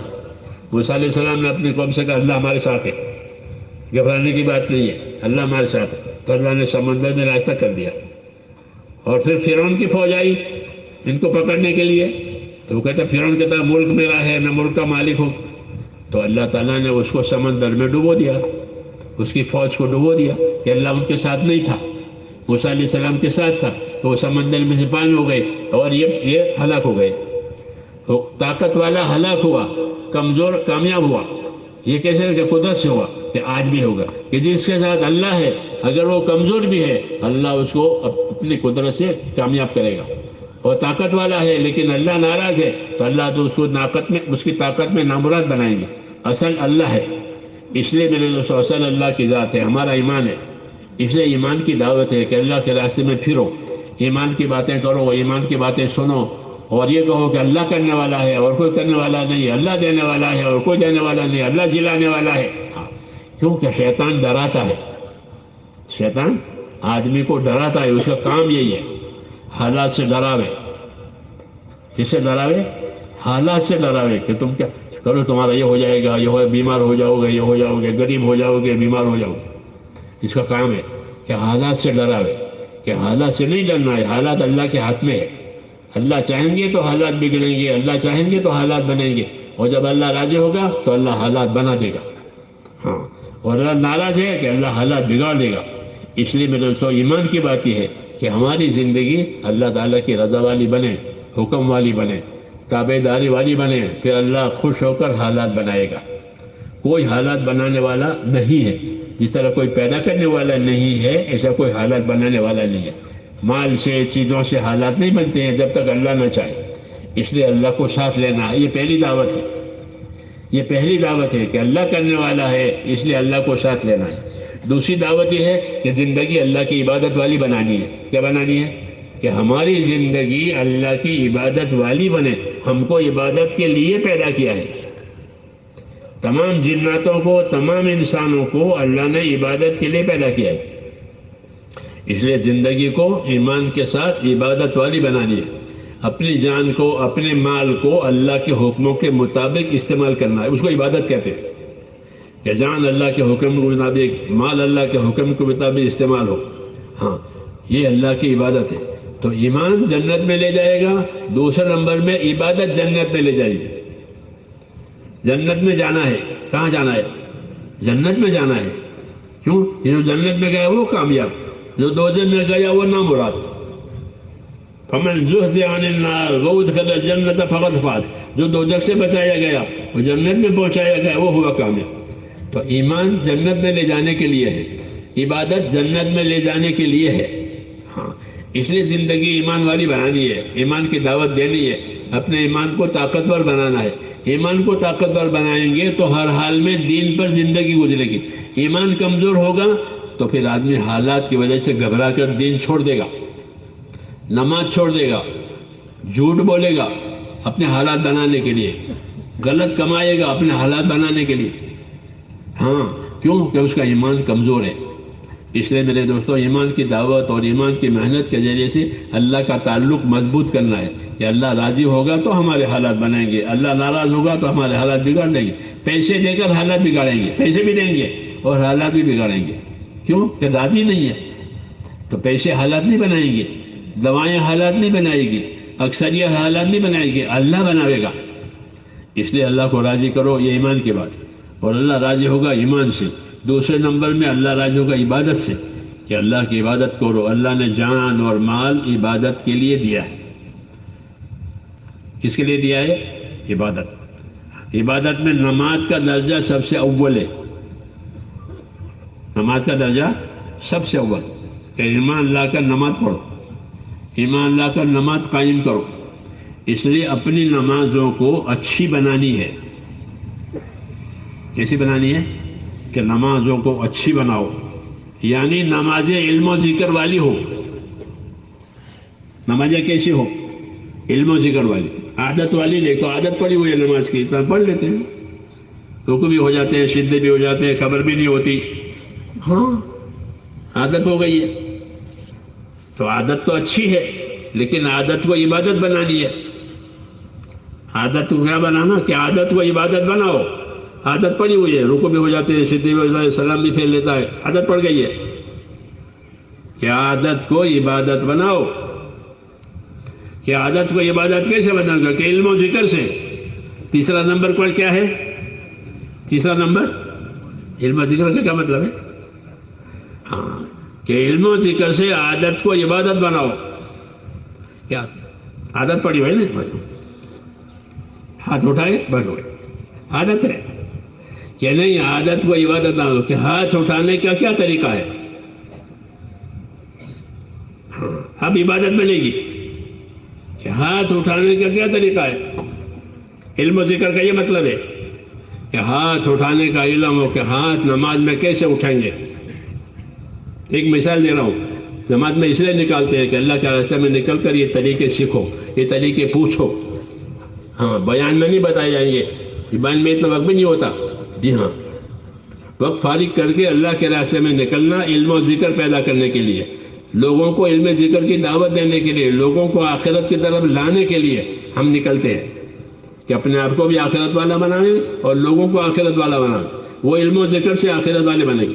تو میں نے کہا یہ ہاتھ اٹھانا ہے تو ہاتھ اٹھانے کا علم و ذکر کہ ہاتھ کیسے اٹھاؤ گے، کہ ہاتھ ایسے اٹھاؤ کہ تمہاری ہتھیلیاں قبلے کی طرف رہی ہوں. ادھر منہ ہوگا نا آپ کا، ابھی تو میرا منہ ادھر ہے، لیکن آپ نماز میں کھڑے ہوں گے تو یوں ہوں گے، تو آپ کی ہتھیلیاں قبلے ہوں گی. یہ ہاتھ اٹھانے کا علم و ذکر. ہاں ہر چیز کا علم و ذکر یعنی علم اس کا عمل. تو ہاتھ اٹھائیں کہ آپ کی ہتھیلیاں قبلے کی طرف ہوں گی، ہاتھ کا انگوٹھا کان کی لو کے سامنے ہوگا. یہ ہاتھ اٹھانے کا علم و ذکر. اب بنی عبادت، بنی عادت ہے. یہ عادت پڑی ہوئی ہے تو عادت تو اچھی ہے، بری نہیں ہے، مگر اس میں علم و ذکر نہیں ہے. جب عادت میں علم و ذکر آئے گا تو وہ عادت عبادت ہو جائے گی. سمجھ میں آئی نا بات؟ اور عبادت کے لیے پیدا کیا ہے تو اپنی زندگی کو عبادت والی بنانے کے لیے علم و ذکر ہے. تیسرا نمبر، ہاں اس کو تیسرے نمبر کو قائم نہیں کرنا ہے. تیسرا نمبر ہر حال میں چلے گا. ہمارے بزرگ مولانا الیاس صاحب یہ فرماتے تھے کہ علم و ذکر تو ہماری دینداری کے دو پہیے ہیں. دینداری کی گاڑی، دینداری کی گاڑی کے دو پہیے ہیں. دینداری کی گاڑی کس پر چلے گی کہ علم و ذکر پر. یہ علم ہے، یہ ذکر ہے، یہ علم ہے، یہ عمل ہے، یہ حکم ہے، یہ اس کا طریقہ ہے، یہ حکم ہے، اس کا طریقہ ہے. جیسے میں نے کہا نہیں کہ ہاتھ اٹھانا، اس کا علم و ذکر کہ اس طرح اٹھاؤ. تو اس طرح پوری زندگی عبادت بنے گی. پوری زندگی بنے گی عبادت. کہ کھانا کھانا ہے تو کھانا کھانے کا علم و ذکر لو، کپڑا پہننا ہے تو کپڑا ہی دو، مسجد میں داخل ہونا ہے تو مسجد کا علم و ذکر لو. علم و ذکر زندگی کے دو پہیے ہیں دینداری کے، وہ ہر حال میں آئیں گے. اس لیے اس کام کو سیکھنا ہے. کیا کرنا ہے؟ کہ دکان میں جاؤ تو دکان کا علم و ذکر ہے. دکان کا کیا علم و ذکر ہے کہ پورا تولو، سچ بولو. جیسے نماز 4 فرض ہیں، منہ دھونا، ہاتھ دھونا، مسح کرنا، پاؤں دھونا. 4 فرض. 4 فرض نہیں ہوئے تو وضو نہیں ہوگا. ایک بال کے برابر بھی کوئی جگہ سوکھی رہی تو بھی وضو نہیں ہوگا. یہ 4 فرض. ایسے تجارت کے فرض کہ تجارت سچ بولو، پورا تولو، وعدہ پورا کرو، یہ سب چیزیں تجارت میں. یہ 4 فرض نماز میں. تو ہر جگہ کا علم و ذکر ہوتا ہے، اس سے ساری زندگی دین بنتی ہے. اس لیے تبلیغ میں نکالتے ہیں. سمجھ میں آئی نا بات؟ جو باتیں نہیں جانتے ہیں علم و ذکر کی وہ عالموں سے پوچھیں کہ اس کا علم و ذکر کیا ہے. کہ علم علماء سے ملے گا، جس طرح علاج ڈاکٹروں سے ملتا ہے. علاج کیسے ملے گا؟ ڈاکٹر سے. قاعدہ قانون کی بات ہوگی وکیل سے ملے گی. کوئی قاعدہ قانون کی بات پوچھنے تو کہاں جاؤ گے؟ کہ وکیلوں کے پاس جائیں گے. بلڈنگ بنانی ہے تو بلڈروں کے پاس جاؤ گے. یہ قاعدہ ہے نا. اور دین کی بات پوچھنی ہے تو کہ عالموں سے پوچھو، علم والوں سے پوچھو کہ اس کا کیا طریقہ ہے، اس کا کیا حکم ہے، تاکہ پوری زندگی علم و ذکر والی بنے. مسلمان جہالت میں زندگی نہیں گزارے گا، مسلمان علم و ذکر میں زندگی گزارے گا. اس لیے تبلیغ میں نکالتے ہیں. خالی تبلیغ وقت پورا کرنے کا نام نہیں ہے کہ میرا چلہ ہو گیا، 4 مہینے ہو گئے، سال پورا ہو گیا. وقت تو ہر کام میں لگتا ہے. جی ہاں، وقت تو ہر کام میں لگتا ہے. خالی تبلیغ میں نہیں، کھیتی میں بھی وقت لگتا ہے، دکان میں بھی وقت لگتا ہے. تو دکان میں وقت لگے گا دکان کے نفع کے لیے، کھیتی میں وقت لگے گا کھیتی کے نفع کے لیے، اور تبلیغ میں وقت لگے گا تبلیغ کے نفع کے لیے. یہ تبلیغ کا نفع ہماری زندگی میں آوے، یعنی ہماری زندگی علم و ذکر والی بنے. کیا بنے؟ جہالت سے نکل جائے، ہماری زندگی کی جہالت ختم ہو جائے. ہاں، جہالت میں زندگی نہیں گزارنی ہے. ہر کام کا حکم، ہر کام کا طریقہ اگر جانتے ہیں تو عمل کریں، نہیں جانتے ہیں تو پوچھیں. نہیں جانتے ہیں تو جیسے راستہ پوچھتے ہیں، پوسٹ آفس کہاں ہے، ریلوے اسٹیشن کہاں ہے، پوچھتے ہیں لوگ، اور بتانے والے بھی ملتے ہیں. کوئی ایسے نہیں کہہ کر نہیں بتاتا، ایسا ہے کہ بھائی ریلوے اسٹیشن کہاں ہے، کوئی بھی بتا دے گا. پوسٹ آفس کہاں ہے، کوئی بھی بتا دے گا. پوچھنے والے کو بتانے والے ملتے ہیں. پوچھے نہیں تو پھر حیران پھرا کرے گا. اس لیے کہتے ہیں دین پوچھا کرو.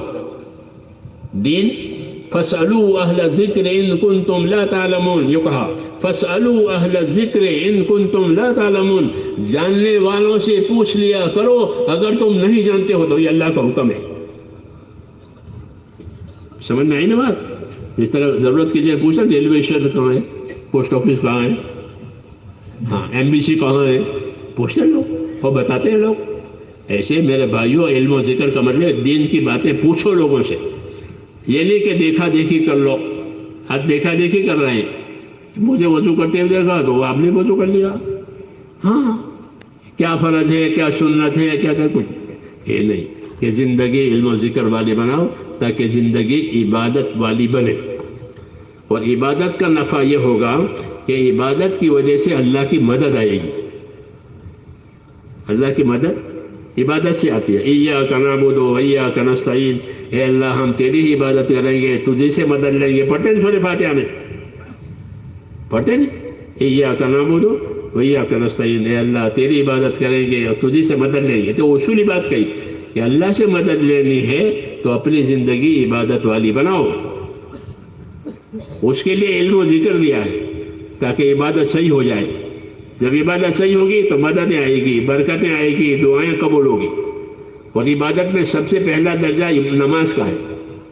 ہاں، ایمان کے بعد سب سے اونچا درجہ کس کا ہے؟ کہ نماز کا، کہ اپنے آپ کو نمازی بناؤ. کیا بناؤ؟ نمازی بناؤ. نماز کو اپنے تابع نہ کرو، خود نماز کے تابع ہو جاؤ. یہ حکم ہے کہ نماز کے تابع ہو جاؤ. نماز جیسا کہے ویسا اپنے آپ کو استعمال کرو. نماز کو اپنے تابع نہ کرو، جیسا رکوع کر لیا، جیسا سیدھا کر لیا، یہ تو نماز کو اپنے تابع بھی. ہاں کہ نہیں، ہر کام کے اصول ہوتے ہیں. گاڑی چلانے کے بھی اصول ہوتے ہیں، تو گاڑی صحیح چلے گی، نہیں تو ہلاک ہو جائے گا. ایسے نماز صحیح کرنے کے اصول ہے. نماز صحیح ہوگی تو نماز برکتوں والی ہے. نماز روزی کی برکت کھینچنے والی بنے گی کہ نماز کے ذریعے روزی میں برکت آئے گی. نماز اخلاق اور عادات کو سدھارے گی. نماز کی وجہ سے دعائیں قبول ہوگی. نماز کی وجہ سے پریشانیاں اٹھ جائے گی. مسجد کو آباد کرنے والوں سے پریشانیاں اٹھ جاتی ہے، تو نماز سے آباد ہوگی مسجدیں. ہاں، تو نماز میں بڑی برکت ہے. اس لیے پہلا فریضہ کہ ہماری نمازیں صحیح ہو جائیں، علم و ذکر والی. کیا والی؟ علم و ذکر. جیسے میں نے اسماعیل ہاتھ اٹھانے، ایسے ہر کام کا علم و ذکر کہ اس کو سیکھے، اللہ کے راستے میں جا کر پوچھے، اور اپنی نمازوں کو صحیح بنانے. کہ نماز کہ درجہ اسلام میں نماز کا ایسا ہے جیسے سر کا درجہ دھڑ میں. اگر سر اڑ گیا تو دھڑ کیا کام کرے گا؟ ایسے نماز اڑ گئی کہ اب کوئی دینی زندگی نہیں رہی، دھڑ رہ گیا. نماز کا درجہ ایسا ہے اسلام میں جیسا سر کا درجہ بدن میں، کہ سر اڑ گیا کہ کچھ نہیں ہے، سر کٹ گیا. ایسے نماز.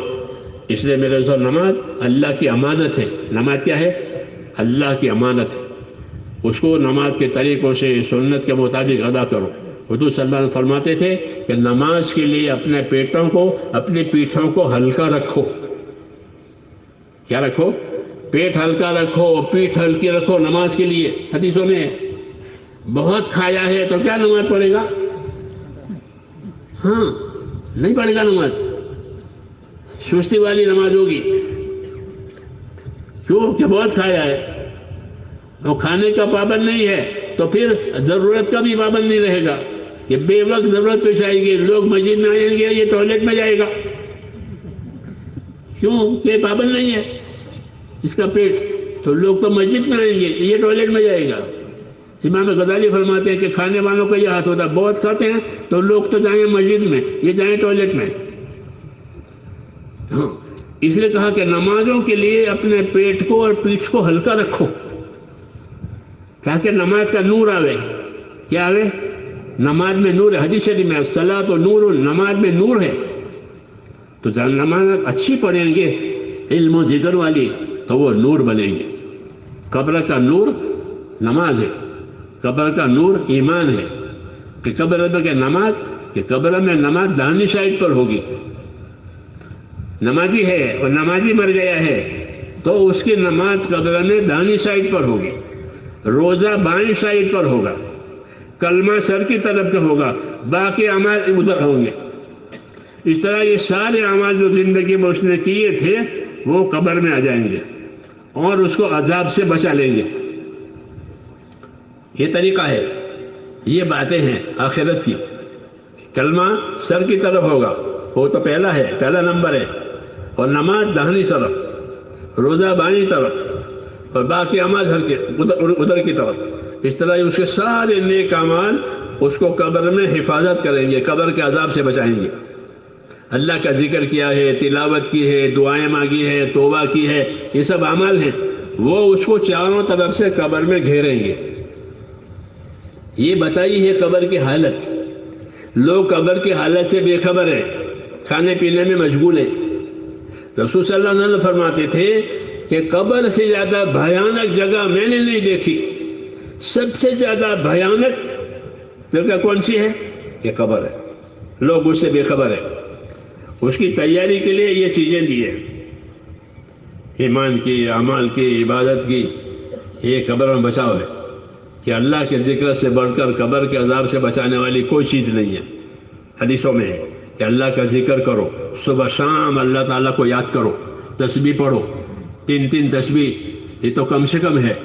باقی جتنا اللہ کو یاد کر سکو، قرآن شریف پڑھو، دعائیں مانگو، کہ اللہ کے ذکر سے بڑھ کر قبر کے عذاب سے بچانے والی کوئی چیز نہیں۔ حدیثوں میں ہے اللہ کے ذکر سے بڑھ کر قبر کے عذاب سے بچانے والی کوئی چیز نہیں ہے۔ تو یہ سب اللہ کے ذکر میں ہے کہ عبادت اللہ تعالیٰ نے نماز دی ہے، تو نماز علم و ذکر کے ساتھ، نماز اللہ کی یاد کے ساتھ، تاکہ وہ قبر کا سامان بنے۔ ہاں، اس کے اعمال قبر میں اس کے ساتھ آئیں گے۔ جیسے آپ نے صندوق کھولی تو جو بات آپ نے صندوق میں رکھی ہے وہ نکلے گی۔ کپڑا رکھا ہے تو کپڑا، دوائیں رکھی ہے تو دوائیں، کھانے پینے، کیوں صندوق کھولا تو رکھی ہوئی چیز ملے گی۔ ایسے ہر آدمی کی قبر کھلے گی تو اس کی زندگی کے اعمال اس کے سامنے آ جائیں گے کہ یہ آپ کے اعمال ہیں جو یہاں آ گئے ہیں۔ سمجھ میں آئی نا بات؟ اس لیے میرے بھائیوں، اپنے نمازوں کو صحیح کرنا ہے اور اپنے اعمال کو درست کرنا ہے۔ دنیا حقوق ادا کرنے کی جگہ ہے۔ دنیا کیا ہے؟ حقوق ادا کرنے کی جگہ، آخرت بدلہ پانے کی جگہ۔ اس لیے جن لوگوں کے ہمارے اوپر حق ہیں وہ حق ادا کرنے ہیں، وہ حق ادا کرنے ہیں۔ ماں باپ کا حق ہے تو ماں باپ کا، پڑوسی کا ہے تو پڑوسی کا، مسافر ہے تو مسافر کا، جو حق والا حق ہے اس کا حق ادا کرنا، کہ دنیا حقوق ادا کرنے کی جگہ ہے۔ کچھ نہیں ہے تو اپنی ذات سے دوسروں کو فائدہ پہنچانا، اپنی ذات سے کسی کو نقصان نہ پہنچے۔ حدیثوں میں ہے کہ من اکل طیبا، کہ جو آدمی حلال روزی کھائے گا، وہ عامل بسنت، اور سنت پر عمل کرے گا، اور لوگوں کو اپنی تکلیفوں سے بچائے گا۔ 3 باتیں کہی کہ جو حلال روزی کھائے گا، سنتوں پر عمل کرے گا، اپنی ذات سے لوگوں کو تکلیف نہ پہنچے اس کا خیال رکھے گا، تو یہ آدمی جنت میں چلا گیا۔ آسان راستہ، سمجھ میں آئی نا حدیثوں پاک میں کہ من اکل طیبا وعمل بسنت وامن الناس بوائقہ دخل الجنہ، کہ جو آدمی سنت پر عمل کرے اور حلال روزی کھاوے اور لوگوں کو اس کی ذات سے کوئی تکلیف نہ پہنچے تو پھر وہ جنت میں جائے گا۔ یہ اپنی زندگی ایسی بنا دی ہے، سنتوں پر عمل کریں، حلال روزی کھائیں، حرام نہ کھائیں۔ ایمان میں طاقت پیدا کرنی ہے۔ جب ایمان میں طاقت پیدا ہوگی تو حرام سے بچے گا، ایمان میں طاقت پیدا ہوگی تو فرائض ادا کرے گا، نہیں تو فرائض غائب ہو جائیں گے، نماز روزہ غائب، کیونکہ ایمان میں طاقت نہیں ہے. اذان سنتا ہے نماز پڑھنے نہیں آئے گا، اتنا ایمان نہیں ہے. اللہ کے راستے میں پھیلے گا تو ایمان بنے گا، تو اللہ کے فرائض ادا کرے گا، اللہ کے حرام سے بچائے گا، ہاں، اور سنتوں پر عمل کرے گا. تو اس نے کہا کہ اللہ کے فرائض ادا کرنا، سنتوں پر عمل کرنا، حلال کھانا، یہ جنت میں جانے کے اسباب ہیں. اس لیے یہ چیزیں اپنے اندر پیدا کرنی ہے. یہی دعوت کا مقصد ہے. دعوت کا مقصد صرف وقت گزارنا نہیں ہے باہر نکل کر، بلکہ باہر نکل کر ایسا وقت گزارنا ہے کہ زندگی میں جو کسر ہے، دینی کسر، وہ نکل جاوے. ایمان میں جو کسر ہے وہ نکل جاوے، عبادت میں جو سستی ہے وہ نکل جاوے، دوسروں کے حقوق کے بارے میں جو بے فکری ہے وہ ختم ہو جاوے کہ مجھے دوسروں کے حقوق ادا کر کے آخرت میں جانا ہے تاکہ میں کسی کے حق میں گرفتار نہ ہو جاؤں. یہ زندگی ایمانی زندگی کہلاتی ہے. اس کو پیدا کرنا ہے. یہی اصل ہے کہ اللہ کے ساتھ ایمان اور اخلاص کا معاملہ، کہ اللہ پر یقین اور اخلاص کر کے اللہ کو راضی کرنا. رسول اللہ صلی اللہ علیہ وسلم کے ساتھ تابعداری کا معاملہ، کہ رسول صلی اللہ علیہ وسلم کی سنتوں پر عمل کریں گے. کیا کریں گے؟ اللہ کے راستے میں نکل کر نبی کی سنتوں کو سیکھیں گے. نماز سنت کے مطابق پڑھیں گے، گھر میں سنت کے مطابق نکلیں گے، مسجد میں سنت کے مطابق داخل ہوں گے. یہ سب سنتیں ہیں. ان سنتوں کو اپنی زندگی میں لانا ہے، اتباع کرنا ہے نبی کا، کہ نبی کی اتباع میں کامیابی ہے، نبی کی مخالفت میں کامیابی نہیں ہے.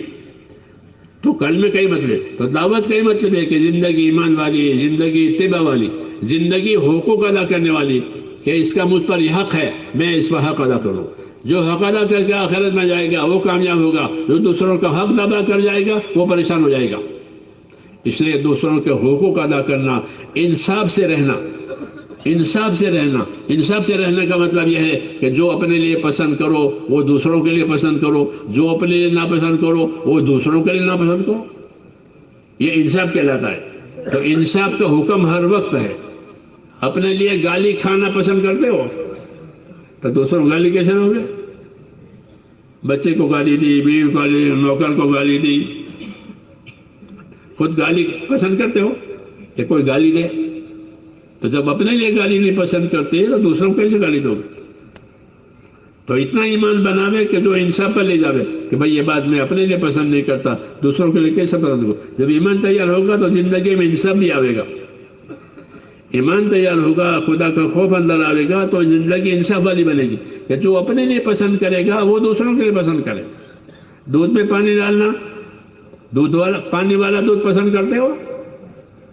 کیوں بھائی؟ پیسے تو صحیح دے اور دودھ پانی والا لے، ایسا پسند کرو؟ نہیں پسند کرے تو پھر دوسروں کو پانی والا دودھ کیسے دیں گے؟ جب اپنے لیے پسند نہیں کرتے کہ پیسے دے کے پانی والا دودھ کیوں دے؟ پیسے تو صحیح دے رہے ہیں اور دودھ پانی والا. تو پھر ایسے جو چیز اپنے لیے ناپسند کرو وہ دوسروں کے لیے ناپسند کرو. یہ انصاف ہے. اور انصاف کرنا ہر وقت ضروری ہے. ظلم کرنا ہر وقت حرام ہے. انصاف نہیں ہوگا تو ظلم ہوگا. تو انصاف یہ ہے کہ جو اپنے لیے پسند کرو وہ دوسروں کے پسند کرو، جو اپنے لیے ناپسند کرو وہ دوسروں نے ناپسند کرو. ہاں، یہ زندگی بنا دی ہے. حضور صلی اللہ علیہ وسلم کو یہ زندگی کا حکم تھا، انصاف کرنے کا حکم. نبی صلی اللہ علیہ وسلم کہتے ہیں مجھے انصاف کا حکم دیا ہے. امرت لأعدل بینکم، مجھے حکم ہے کہ تمہارے اندر انصاف سے رہوں. جو اپنے لیے پسند کروں وہ دوسروں کے لیے پسند کروں، جو اپنے لیے ناپسند کروں وہ دوسروں کے لیے. انصاف کی بات ہے. تو اپنی زندگی انصاف والی، اپنی زندگی احسان والی، کہ دوسروں پر احسان کریں گے، دوسروں کو نفع پہنچائیں گے. بھوکا ہوگا تو کھلائیں گے، پیاسا ہوگا تو پانی پلائیں گے، ننگا ہوگا تو کپڑا پہنائیں گے، ضرورت مندوں کا ضرورت پوری کریں گے. کیونکہ اللہ کو یہ بات پسند ہے. اور بے دین ہوگا تو دین پر لاویں گے، بے دین ہوگا تو دین پر لاویں گے. اس کے گھر جائیں گے، ملاقات کریں گے، خوشامد کریں گے، اکرام کریں گے اور اس کو اللہ کے راستے میں نکال تاکہ دیندار بن جائے. کہ دیندار بنے گا تو ہمیشہ کے عذاب سے بچ جائے گا، ہمیشہ کی جنت میں جائے گا. اتنا بڑا نفع ہے. یہ بھی احسان ہے. جیسے کھلانا پلانا احسان ہے، جنت والے راستے پر لانے یہ بھی احسان ہے. تو دوسروں کو اللہ کے راستے پر لانا تاکہ وہ جہنم سے بچے، عذاب سے بچے، یہ بھی احسان ہے.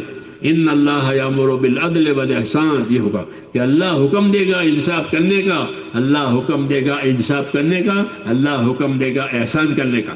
انصاف بھی کرو، احسان بھی کرو، دونوں. یہ زندگی بناؤ تو پھر یہ زندگی خوشگوار ہو جائے گی. اور یہ زندگی ہر بلا سے ہر فتنے سے محفوظ ہو جائے گی۔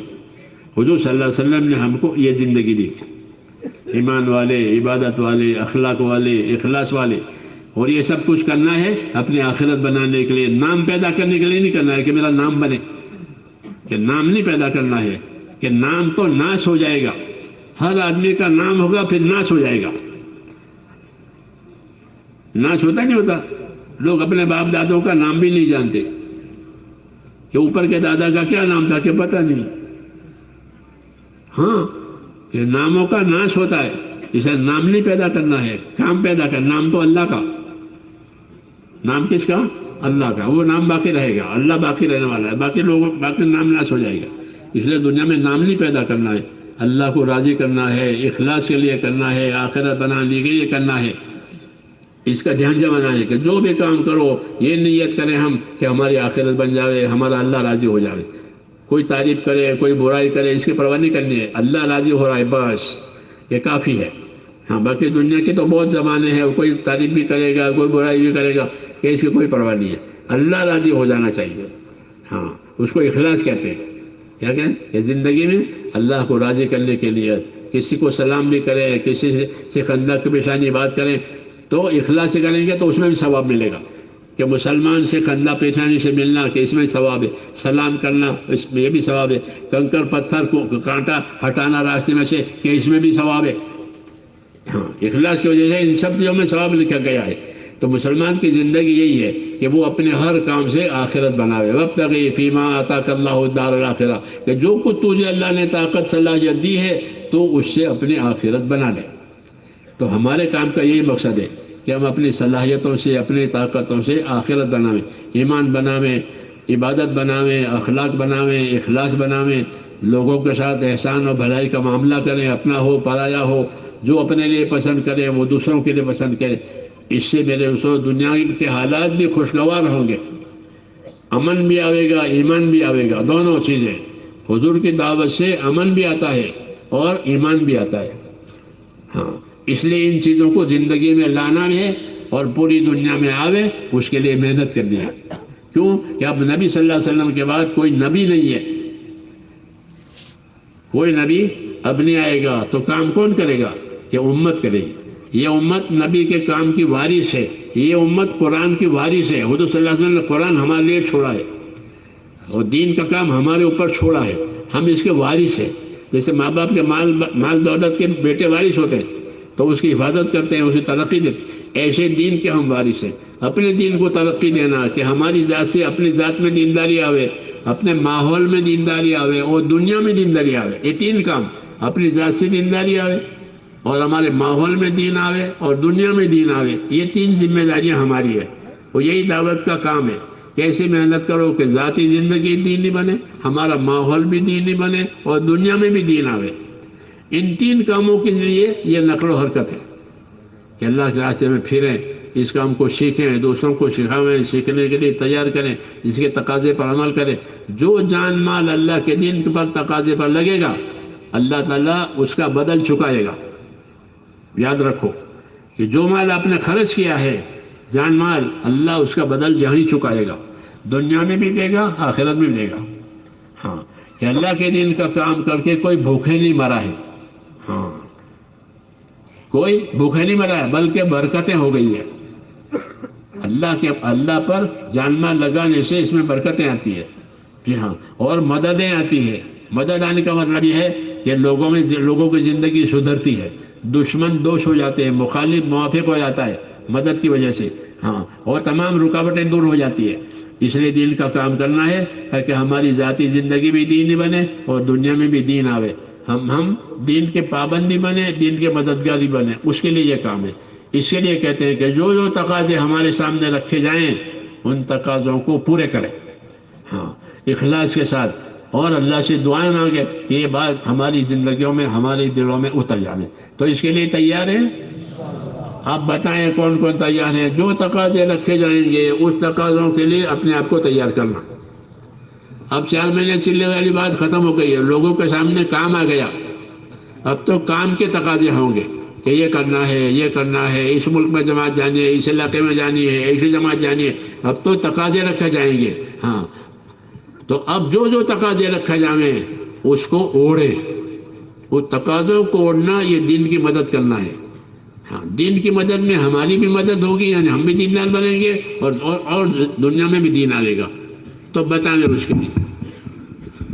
بھئی یہ اٹھنے والوں سے ہم درخواست کریں